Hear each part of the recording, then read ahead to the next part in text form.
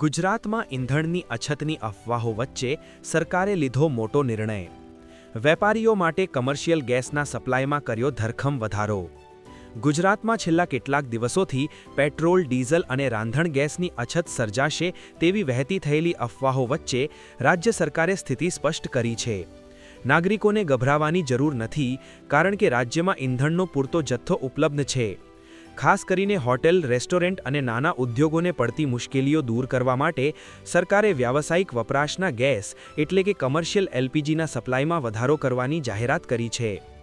સરકારના આ નિર્ણયથી બજારમાં ગેસ સિલિન્ડરની અછત જેવી સ્થિતિ ઊભી થશે નહીં અને વેપારીઓને પૂરતા પ્રમાણમાં જથ્થો મળી રહેશે। વહીવટી તંત્ર દ્વારા સ્પષ્ટતા કરવામાં આવી છે કે સપ્લાય ચેઇન સંપૂર્ણપણે કાર્યરત છે અને લોકોએ સંગ્રહખોરી કે ખોટી અફવાઓથી દૂર રહેવું જોઈએ।